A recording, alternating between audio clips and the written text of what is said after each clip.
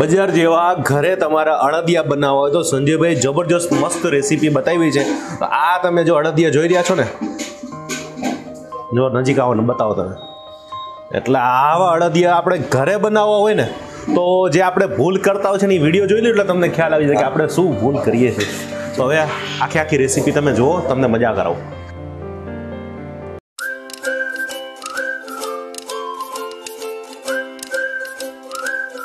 નમસ્કાર દોસ્તો, કેમ છો? મજામાં હું છું આપનો 10 કલાક સુધી મોરબીથી. રવિવારના રસોડામાં સ્વાગત છે તમારું. શિયાળાની રેસીપી ચાલુ થઈ ગઈ છે. તો સંજયભાઈ, ઘણા બધા લોકોની શિયાળામાં જે આપણે વસાણા કહીએ કે એ લોકો તમારા હાથની રેસીપી જોવા માટે બહુ માંગતા હતા. મને કે સંજયભાઈની રેસીપી છે ને એ બધા કરતાં કંઈક અલગ જ હોય છે. તો આજે સ્વાગત છે તમારું. તમારું પણ સ્વાગત છે. જય મા અન્નપૂર્ણા, જય જિનેન્દ્ર. અને આજે શું બનાવવાના છો? શું તમે? બસ આજે એક ખરેખર એક મિત્રનો ફોન હતો કે ઠંડી ફૂલ ચાલુ થઈ છે અને આ મોસમમાં ખાવા જેવી આઈટમ હોય તો અડદિયા. આજે જે અમારા બાપ દાદાઓ વર્ષોથી બનાવતા હતા તે રીતે જે દૂધનો ધાબો ઘી બધું નાખી ધાબો દઈ અને એ જે રીતે બને ઓરિજિનલ અડદિયાની પરફેક્ટ રેસીપી. બરાબર. અને આ અડદિયા પણ ઘણા બધા અલગ અલગ ગામના બધા અલગ અલગ પ્રખ્યાત છે. તમે કચ્છમાં જાઓ તો કાળા અડદિયા, એમાં મસાલો ભરપૂર પ્રમાણે નાખવામાં આવે છે. જામનગર છે, પછી બધા અલગ અલગ સિટી જે આપણે કહેવાય છે એ બધાની ખાસિયત અલગ અલગ છે.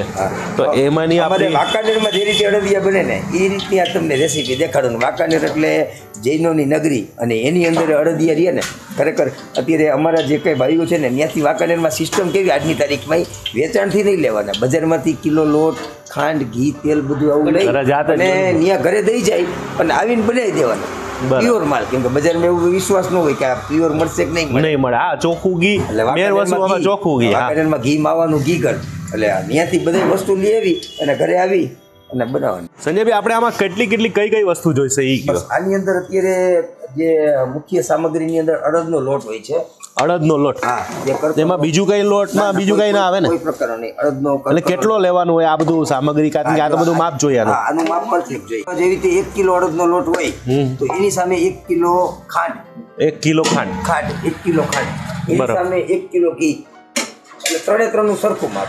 પછી દૂધ 300 ગ્રામ જેવું દૂધ જોઈએ. 300 ગ્રામ જેવું. 300 ગ્રામ. પછી જરૂર પડે થોડુંક નાખવાનું, પણ જે રીતે બને વધારે દાણાદાર બનાવવું હોય બરાબર એ રીતે. પણ ઘીની એક છે ને એક કડા હોય છે નાનકડી, એ કડા તમને દેખાડું. આ ધાબાની જે કડા રહી ને એ આવી એમને ધાબો ઘણા ઘરે ભૂલ કરતા હોય બનાવવામાં, તો આવી રીતે જોવાનું. આમ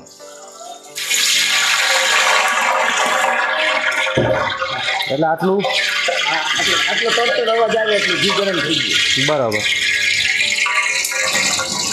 આ દૂધ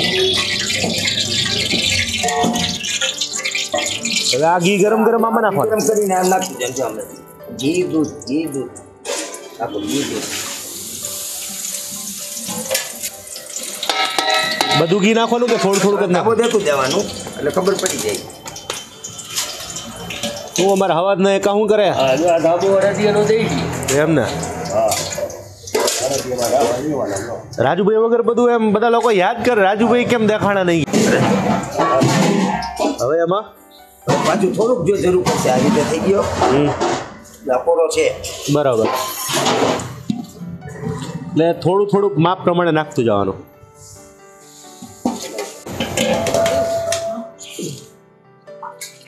આ થઈ ગયું પૂરું સંજયભાઈ? હા, હવે આ ધાબો શેકાઈ ગયો. બરાબર. એક રસ થઈ ગયો. બરાબર. આખો કલર ચેન્જ થઈ ગયો. હા, હવે આ ઘી ગરમ કરવાનું. અને આ છે આપણે ઘી નાખવાનું. હજુ પણ આમાં ઘી જોઈશે ને વધારે? હવે બધો માલ આમાં નાખી દેવાનો ને? હવે ઘી ગરમ થઈ ગયા એટલે ધાબો નાખવાનો. બરાબર. આ ધાબો નાખ્યો એટલે ઘી અને થોડાક ઘીની જરૂર પડશે આમાં. હજુ નાખવું પડશે. હા, થોડુંક ઘી આપણે નાખી દઈએ. 20 મિનિટ લગી આને શેકવાનો. 20 મિનિટ સુધી? હા, અંદાજે. તો ચાસણી ક્યારે આવશે? ચાસણી હવે બધા નીકળવાનો શેકાઈ જાય ને એના પછી. ઓકે. ધાબો શેકી નાખવાનો. ધાબો શેકાઈ ગયા પછી ચાસણીની પ્રોસીજર. બરાબર. અત્યારે કાચો ધાબો છે, શેકાઈ જશે એટલે આપણે દેખાડશું. ઓકે. અને 20 મિનિટ સુધી શેકાવા દઈએ. હા. સંજયભાઈ, આને આપણે કેટલી વાર ઉકાળવાનું રહેશે? હવે તો 25% શેકાણો છે. 25% શેકાણો છે એટલે હજી આ 75% બાફી. બરાબર. તો આને કાયદેસર 20 મિનિટ જેવું તો થઈ જાય. એટલે આને આપણે ધારી તો 15 મિનિટમાં શેકાઈ જાય. પણ આજે આ જૂની રીત મોનતાર અડદિયા આ બધી વસ્તુ એવી છે કે જેમ ધીમા તાપે શેકાય ને એમ એની છે ને અંદર ઝીણો સ્વાદ બેસે. અને આખી એની મજા જે રહી ને જ્યારે મુખમાં એક બાઈટ મૂકો ને ત્યારે એને ખબર પડે કે દાણો પરફેક્ટ ચડી ગયો છે, શેકાઈ ગયો છે. બરાબર. સંજયભાઈ આપણે ધાબો શેકાઈ ગયો ને હવે? હા, જો અડદિયાનો ધાબો શેકાઈ ગયો. બહુ ધીમા તાપે શેકવાનો છે, નકર આ કલર તમે દાણા જોઈ શકો છો. બરાબર. જો આ બધું આની અંદર બે વસ્તુ, એક જે દૂધ આપણે નાખ્યું, દૂધનો ભાગ જે રહ્યો ને એની સાથે બળી જાય. એટલે બધા દૂધથી અડદિયો બગડી ન જાય, પણ એ આની સાથે જે પાણી આવતું હોય ને એની સાથે ઘી સાથે જ ભરતું હોય. બરાબર. એટલે અડદિયાનો ધાબો દેવાઈ ગયો. સંજયભાઈ આમાં આવે ખાંડ આપણે? હા, જેવી રીતે આપણે અત્યારે 1.5 કિલો લોટ લીધો છે એટલે 1.5 કિલો ખાંડ. બરાબર. બારોબાર ખાંડ લેવાની ને? હા, જેટલો લોટ એટલી ખાંડ. જેવી રીતે આપણે કિલોનું માપ આપણે કીધું એવી રીતે 1.5 કિલો લોટ, 1.5 કિલો ખાંડ. એની અંદર ખાંડ ડૂબા પાણી. ખાંડ ડૂબા એટલે એનું માપ જ? હા, એનું માપી.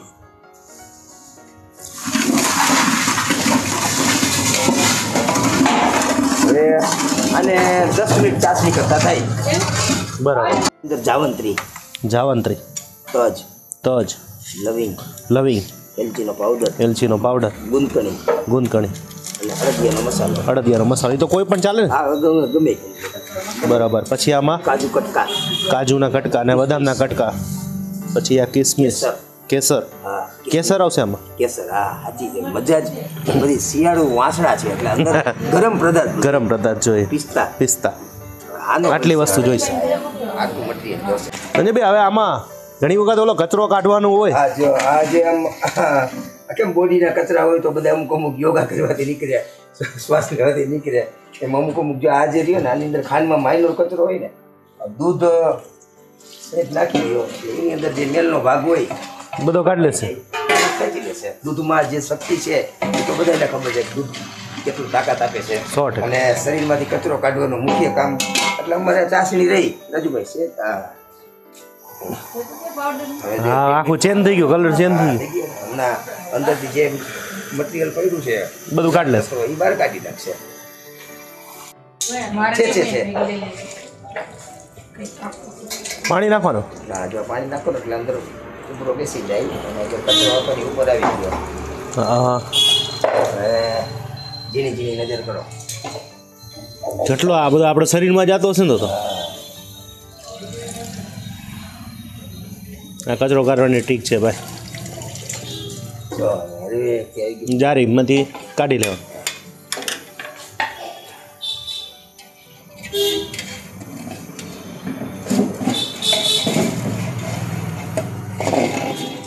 ચાસણી તૈયાર થઈ ગઈ. જો આ ચાસણી મારે તો ચેક નથી કરવી. ના, પણ આજે કરો ને. ના, આપણે હવે કોઈ દી ન કરે, ચારા ન કરે આપણે. 1 તાર 2 તાર કે કેટલા તાર કહેવાય? આવું નથી. મામા બાપ દાદા શીખડાવતા આવી રીતે આમ તારમાં તો નથી ખબર પડે. આવી ચાસણી હોય ને એટલે આનાથી અડદિયા બને.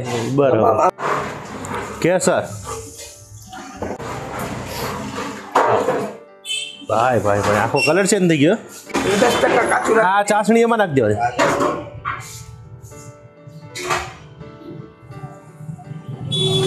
ઓહો,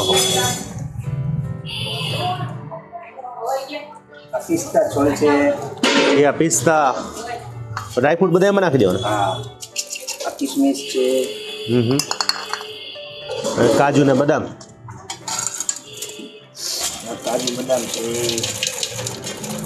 પછી એમાં મસાલો અત્યારે નાખી દેવાનો ને. પછી એલચી છે. એલચી.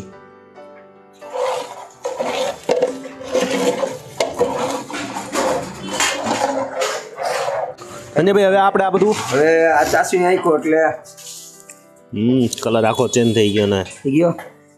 હવે આની અંદર આવશે જે આપણે તજ, લવિંગ, જાવંત્રી પીસાતા મિક્સરમાં. બરાબર. એ ઉપરથી જ નાખવાના? ના, છેલ્લે. મસાલા કેમ છેલ્લે નાખી. વાહ. પછી આ ગુંદકણી આપણે તરી લીધી હતી. હા, ઘીમાં તરવાની ને? હા, ઘીમાં નાખી દીધું.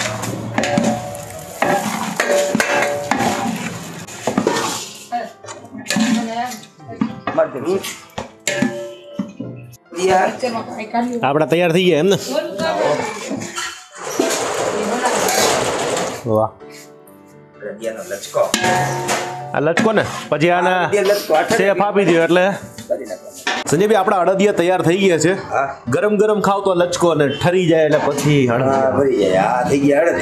અડદિયા થઈ ગયા છે. જોઈ લ્યો આ છે અડદિયા. હજુ ગરમ ગરમ છે, હજુ અગ્નિ એમાં છે, હજી અગન છે. હા એટલે અગનમાં એને વારવો પડે એટલે એની હીટ થી જામી જાય. બરાબર. આપણા સબસ્ક્રાઈબરને ખવડાવીએ અને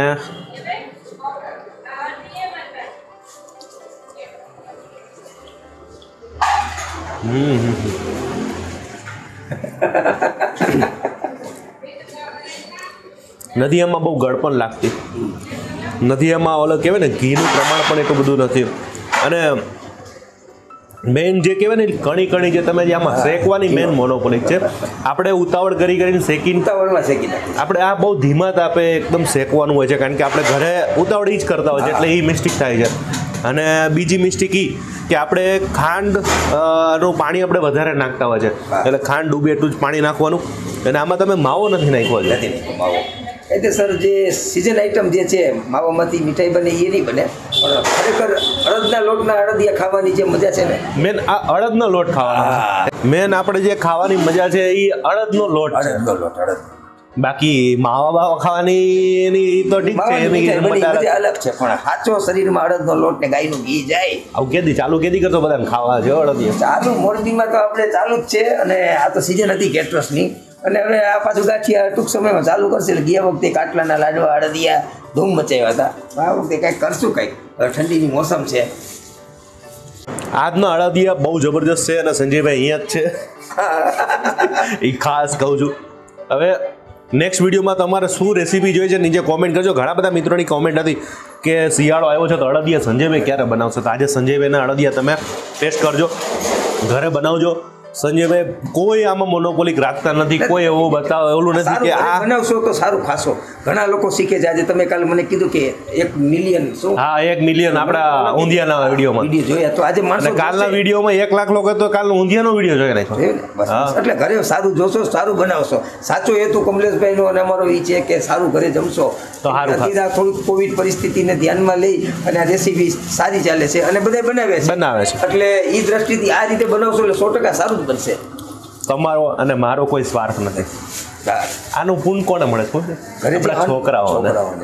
આપણે તો અંદર આપણે જે ઝાડ વાવી દઈએ છીએ એની છાયા છે ને છોકરાઓને મળવાની છે.